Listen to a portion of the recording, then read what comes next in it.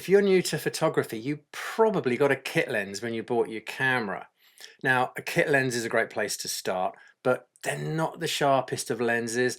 They're not the fastest of lenses as well.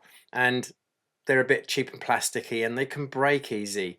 At least that's my experience. So the next step in your photography journey is to probably invest in a prime lens, right?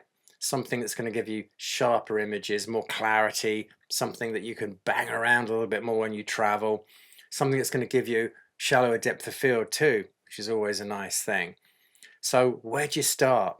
Well, with a 50mm prime, a nifty 50 as they're known. That's where I started many years ago. That's where a lot of my colleagues started. That's where I recommend you start. Why? Well, because that focal length allows you to do pretty much everything. You can shoot portraits to landscapes, products to street photography.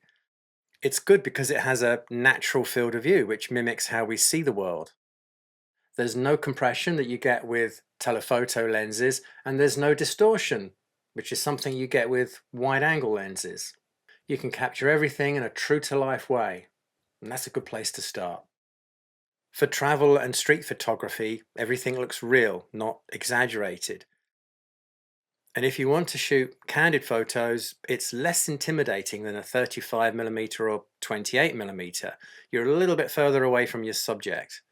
It's also a good place to start because it's the cheapest of the prime lenses. They tend to be very small and light, and it's just a very useful, unobtrusive, everyday lens to have. Perfect for walking around and exploring with.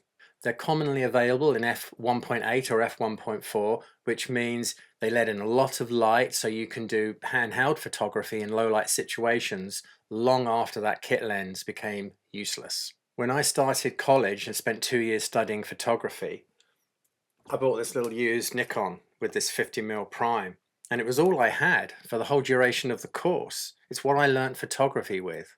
It was the perfect lens to learn with because I could try my hand at everything from portraits to landscapes. So the 50mm prime is small, light, incredibly sharp, incredibly versatile. And when you pair it with something like a 28 or 35mm prime and an 85mm prime, you've got the perfect setup. For most situations, that's all you need. If you're interested to find out a little bit more about the 28 and the 35mm primes, the links are right here.